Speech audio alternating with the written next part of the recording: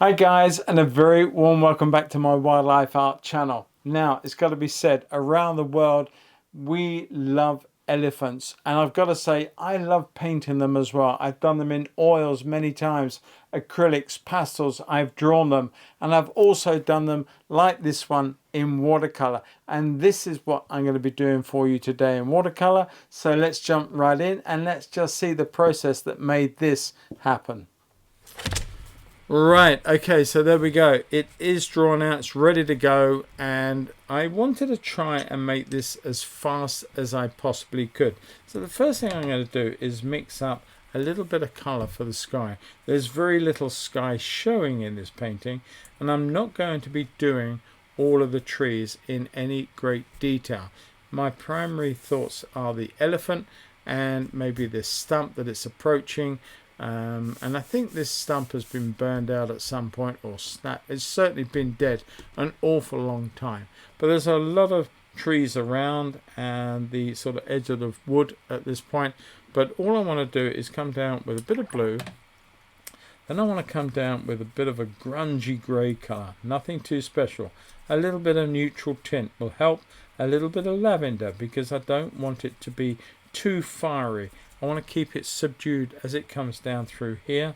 So enough to do that job. Then I want to leave a little bit of a pinkish colour for the back of the elephant. Now that is probably too much. But I'm going to wet that down with some more water so it becomes very much a simple little tint.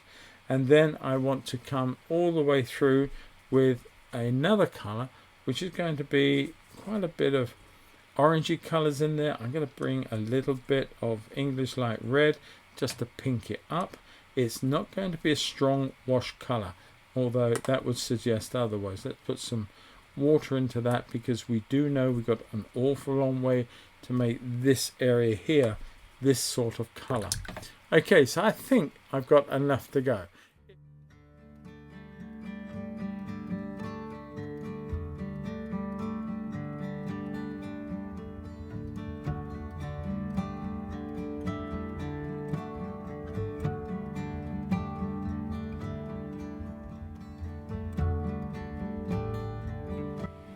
Okay, so I'm going to dry this up now, and I'm going to use a hairdryer to do that.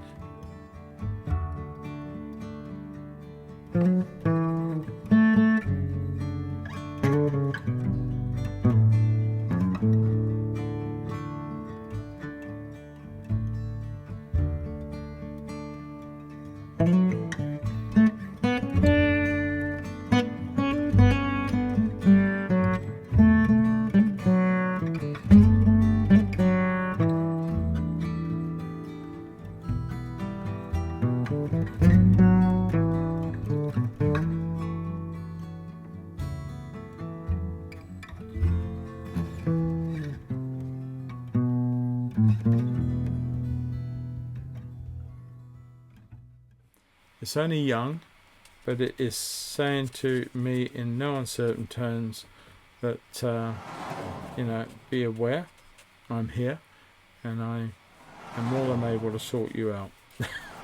I'm sure that will be the case. Alright, so I'm just playing around with that shape, and you can see I just scribbled there, because I don't need to worry about putting too many heavy lines in. It's not that much of a worry.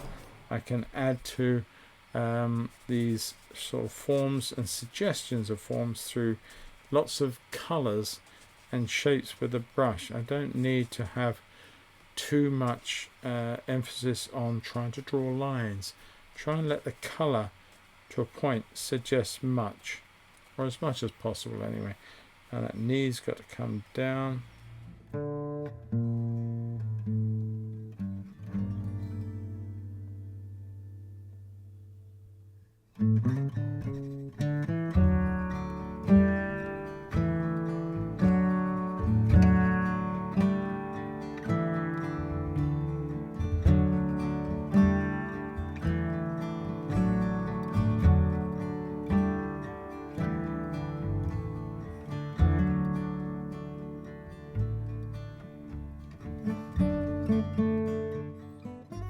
So now I'm going to dry this off, and we're going to come back in and we're going to carry on with the next layer.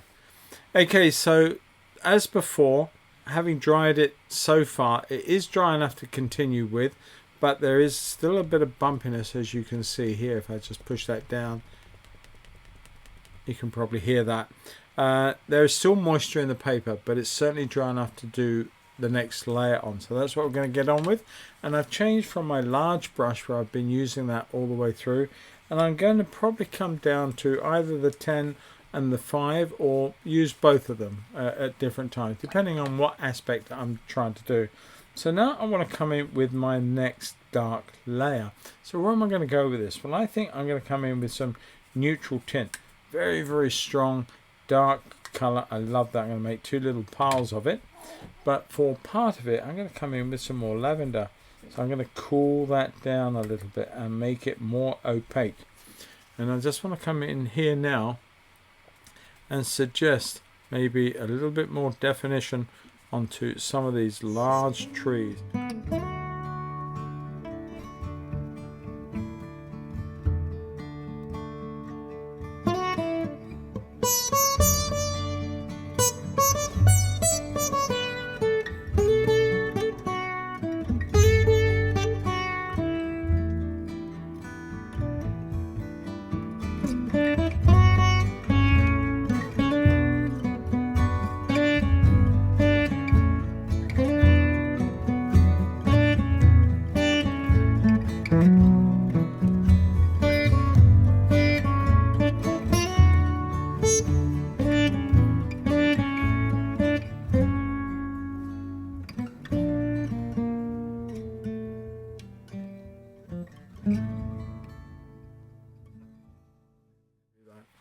Alright, so again, we've just come in here now, and I want to put in a little bit of, no, not that one, a little bit of red. Dry brush almost. I just want to drop the damp brush into some pinky colours in this part of the head. And you can see what I'm doing. I'm literally lifting little areas of colour off. So you get this sort of glow of light behind. I'm just picking up some of these colours and just redistribute them or lifting them all together. The idea being is that you get a sense of the darks, but you can see all those lovely light flushes in the skin. Basically what's happened is that he's got I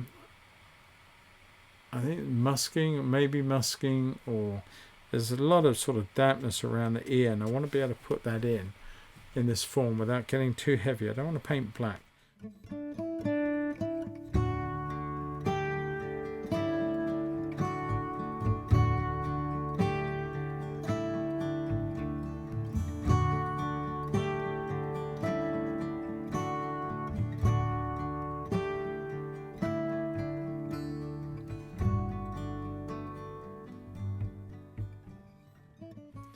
Alright, so we're carrying on with the study now, and we are going to come back into the whole of the tummy area.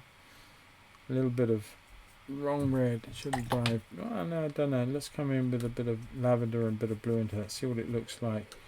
Maybe a bit more lavender just to cool it off a little bit more. There we go, not too bad at all.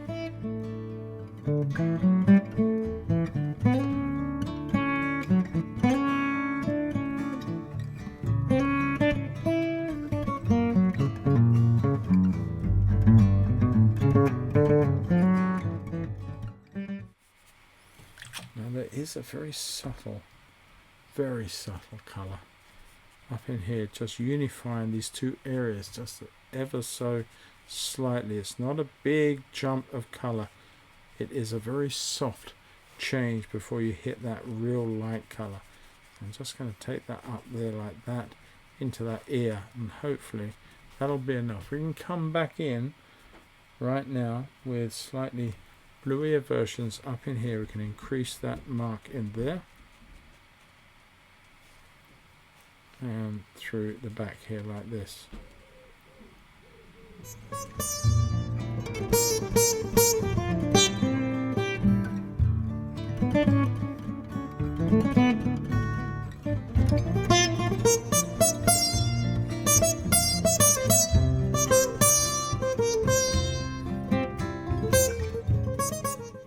Okay, right, now then, where do we go from here? Well, I need to get a lot more dark into some of these legs. The front ones, though, do look darker than the back ones, although there's dark in the shadow forms there. So let's come back in with some ultramarine blue and a little bit of that English light red, just to darken it down to the temperature and the depth of color that we're looking for. I'm going to bring that down. I need to look at this here. Got that light coming up there and that dark under there. I'm going to bring that through there like that.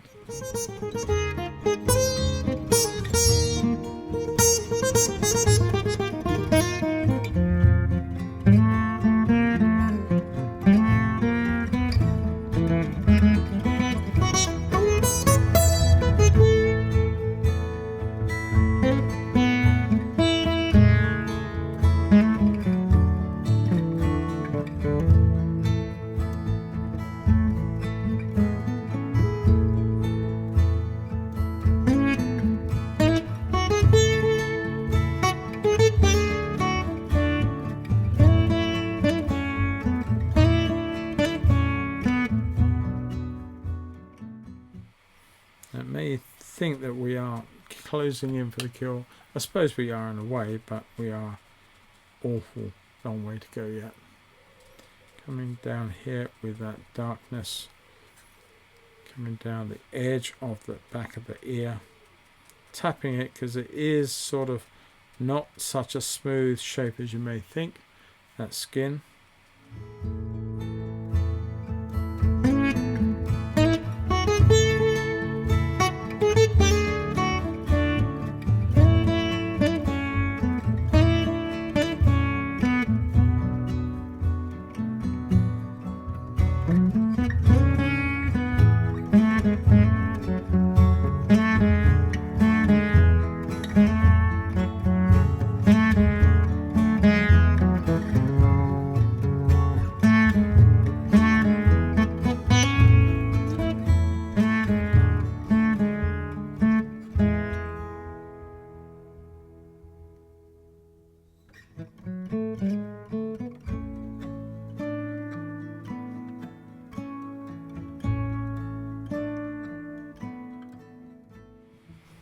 I love the way these sort of colours just work together, especially using this wet and wet technique here, sort of bringing up some of the foreground into the tree so that it literally organically grows out of its original form and shape.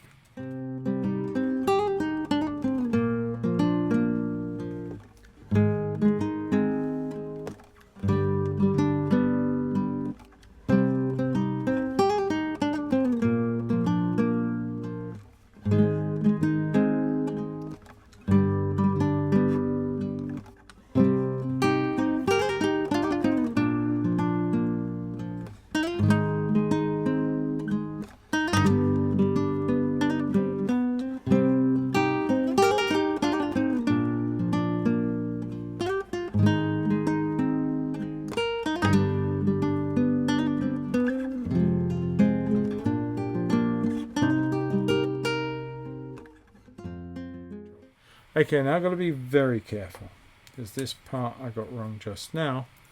I don't want to have to keep getting it wrong. I'm going to bring that down, re-establish that. The trick to this is not to keep overworking the area. Very easily done. That's what got me into trouble the first time. I just want to come in and tap, not work hard, just to tap it.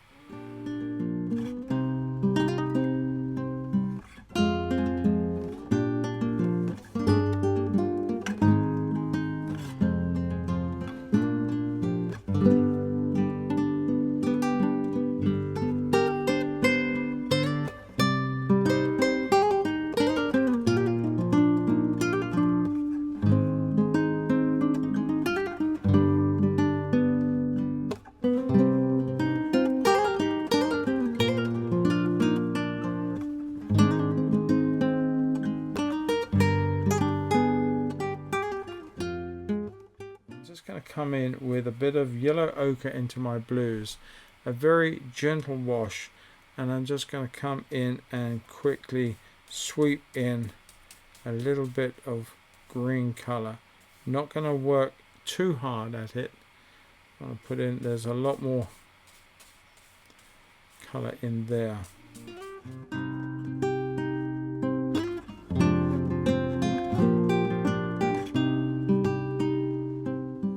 So I'm quite happy with this now, and I'm going to call this one done, and I'm going to put my signature to it as I would normally do, and I'm going to put it here out the way. Or am I? Yeah, I'm going to put it here out the way and just put my name on.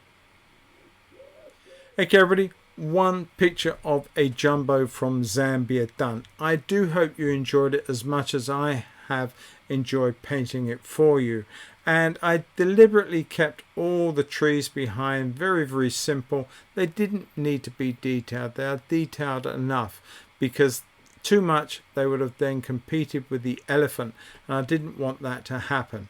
And I got a little bit cool with the elephant, I think, at the end, and that little bit of a green wash, that little bit of yellow ochre into the blue just put over this area worked extremely well. So I'm really, really happy with that, and I'm happy with the overall outcome.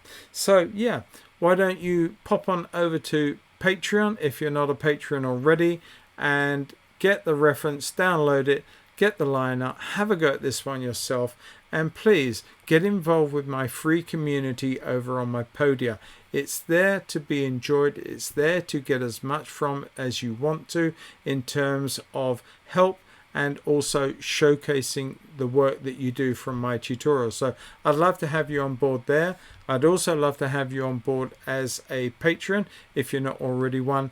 And with all that said and done and all the plugging over, I'm going to let you get on and have a go at this one, and I look forward to seeing you all in a future video very, very soon here on my YouTube channel or on my Patreon. Take care, everybody. Have fun, stay safe wherever you are, but above all, enjoy your painting. Take care. Bye bye.